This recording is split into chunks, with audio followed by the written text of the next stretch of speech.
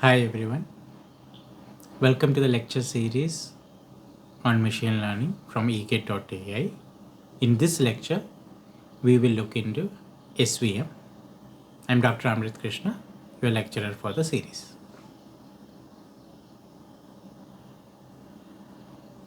So in this series or in this lecture, we will look into support vector machines or SVMs. So before getting into SVMs, let's define the concept of margin. So we already know what is a hyperplane. It is a separator for a plane or a n-dimensional space. If it's an n-dimensional space, then the hyperplane is an n-1 dimensional hyperplane separator. So the margin of a hyperplane for a dataset is the distance between the hyperplane and the data point nearest to it. So this is the margin. Margin is the distance between the hyperplane and the data point nearest to it.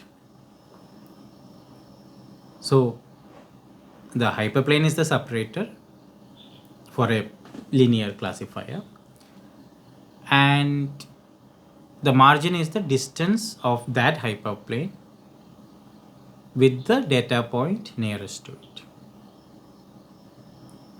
So now why this?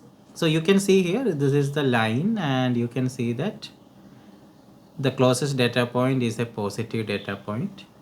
So its distance between those two forms the margin on either sides.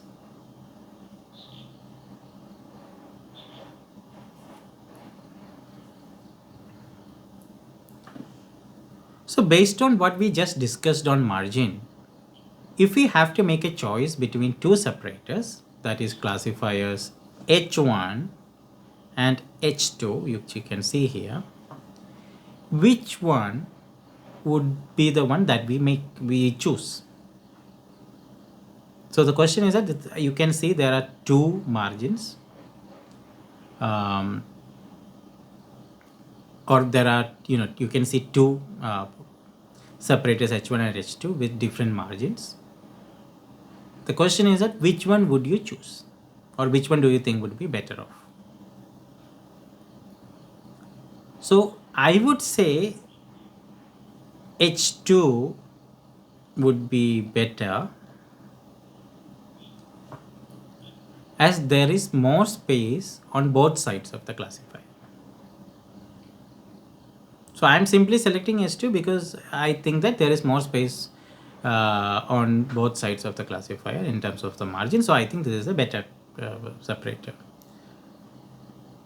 Now, why is that the case? Why is this more space important? So because there is more room, H2 will generalize better for unseen instances that may be closer to the separator than the training data points.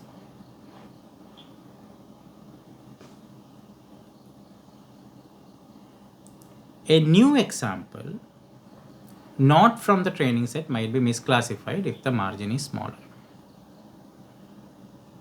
So if you see here, for a smaller margin, the positive sign might put you on the other side of the separator. A positive sign might be, or a positive data point might be put on the other side of the separator if you have smaller margins. But in the case of H2, they will form to be part of the same side. Even albeit being close to the margin, it still is put on the same side. So now let's extend our thought process and consider all possible classifiers, not just two. And we can think of infinitely many classifiers with the same margin as H1, or for that matter H2. Then the entire set of classifiers with the margin that is same as that of H2 will be better. So larger margin, so larger maybe I will write it somewhere here. Larger margin generally implies better generalization.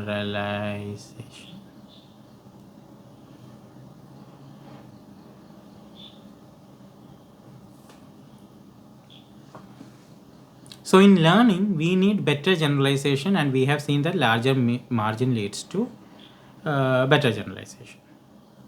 Now, that leads to one way of learning a classifier. It is simply finding a separator that maximizes the margin. So find a separator. What does it do? It maximizes the margin. Find a separator that maximizes the margin. Now we will see how to take this idea and formulate it into an optimization problem.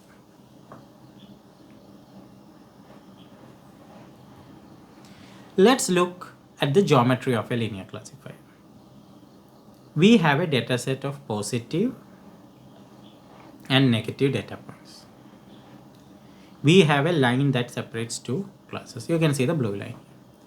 Please note that we are assuming a two-dimensional space implying an input of two features. So the separator or the hyperplane here is a one-dimensional line. This is mostly for illustration purpose, and in real life scenarios we may have higher dimension representations. Anyway, let's say there is a line B plus W1 x1 plus W2 x2 equal to 0 that separates the positive and negative points. We are talking about this blue line. Given this classifier, when a new point comes in, we need to predict it by using its feature values x1 and x2 and only the sign that matters. Margin is the distance to the closest point. In two-dimensional space, we can get that via absolute value of the expression here divided by the norm. Similarly, if we generalize the illustration on the two-dimensional space to an n-dimensional space, then we may say that the separator is a hyperplane and the margin of a hyperplane is the distance of the closest point from the hyperplane, represented as gamma WB, and we want to maximize this margin.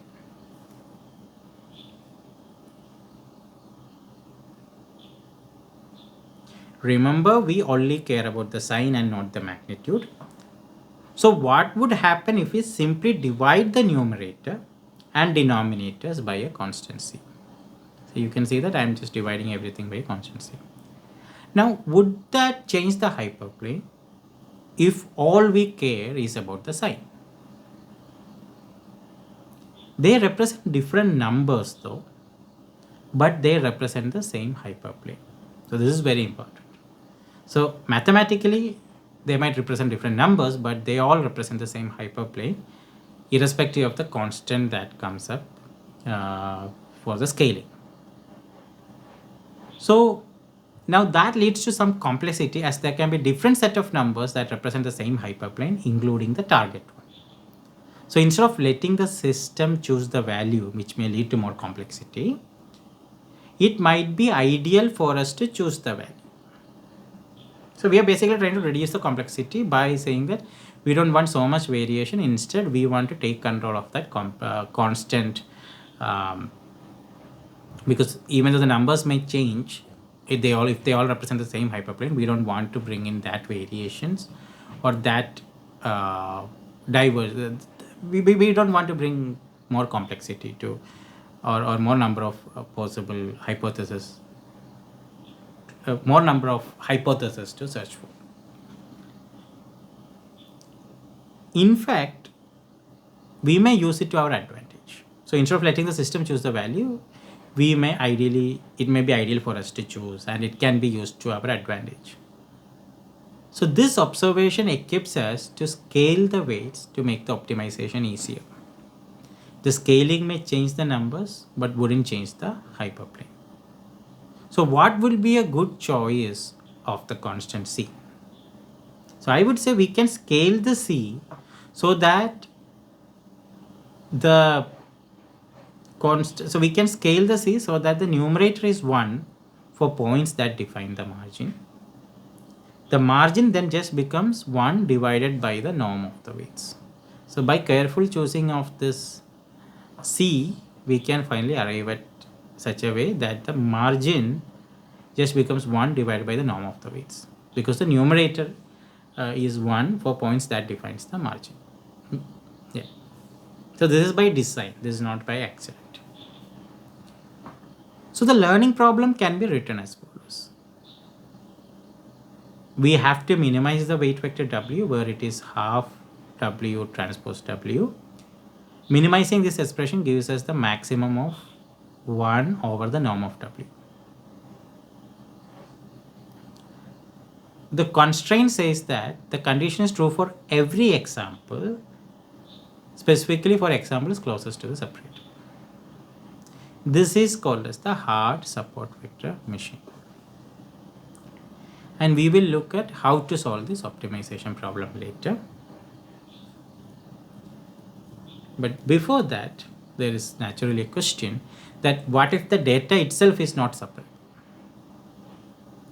So in the case of hard SVM, where we have very clearly seen what the constraint is, so the constraint for the hard SVM clearly states that every example has to have a functional margin of at least 1. So if the data is not linearly separable, there is no W that will classify the data. So it becomes an infeasible problem, and there is no solution that exists in such a case for hard SVM.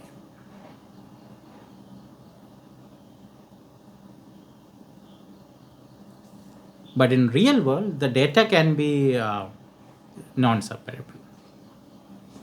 So how do we deal with non-separable data? The key idea is to allow some examples to break into the margin.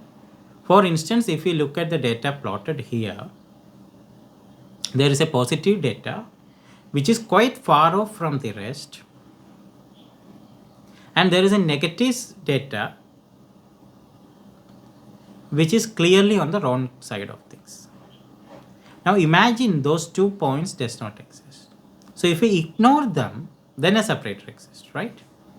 I think I may very well draw something like this or this, something like that, right?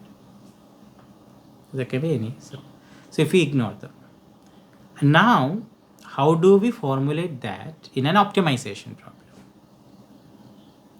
One way is not to expose these points to the model during training. I can simply ignore them. I can lie to the system saying that there is no such data. This is not recommended, as that need not be a true representation of the dataset and may give us a separator which is not of much use. It can be an easy fit, but it may not do a good generalization. Instead, if we expose these data points, but the optimer is allowed to ignore some of these, so we can write a constraint where say that you can ignore some of those. Now with such a constraint, the optimizer may take an extreme decision to ignore all the data points, because that's the easiest thing to do, because then it can provide a random weight vector and say that this is the learned vector or learned weights. So instead, what we will do is that we will add some penalty. So by adding some penalty, we basically need to ask it to pay a price for every point it ignores. It does not come free. There is a price to be paid if a data point has to be ignored. We are allowing it to ignore points, but there is a price to pay for it. So with this new larger margin, after ignoring some of these points, we believe the classifier should generalize better, as you can see here. So when computing the margin, ignore the examples that make the margin smaller or the data inseparable. Now, this is what the standard SVM is, but we call it soft SVM just to distinguish it from the hard SVM that we just seen previously. So we can see the optimization for the hard SVM here. Now in soft SVM, or simply SVM, we will introduce one additional slack variable psi, for example.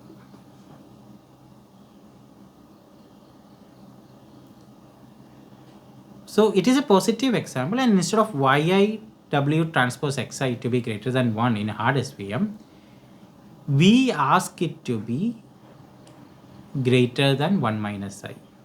So psi is positive, it has to be greater than or equal to 0. And instead of saying that yi w transpose xi should be greater than 1, we will say that yi w transpose xi should be greater than or equal to 1 minus psi I. So the intuition here is that the slack variable allows examples to break into the margin. If the slack value is 0, then the example is either on or outside the margin. So what we want to do is to maximize the margin. We started off with this intuition. For that, we need to minimize the loss. We can consider 3 cases. So when the example is correctly classified and is outside the margin, then there is no penalty. So there is a penalty of 0. Now, if an example is on the wrong side of the margin, then the optimizer needs to pay a penalty. And by how much? Exactly by how much it violates the margin.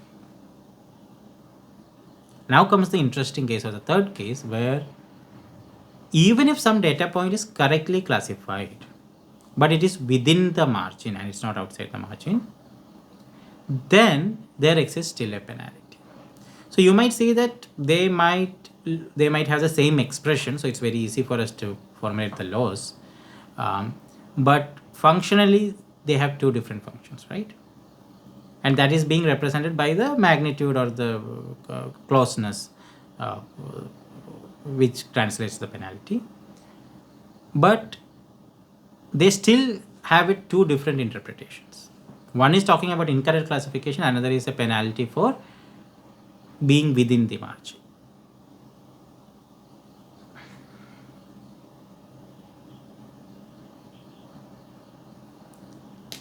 So altogether, this gives rise to the hinge loss, where we say max of 0, 1 minus y w transpose x.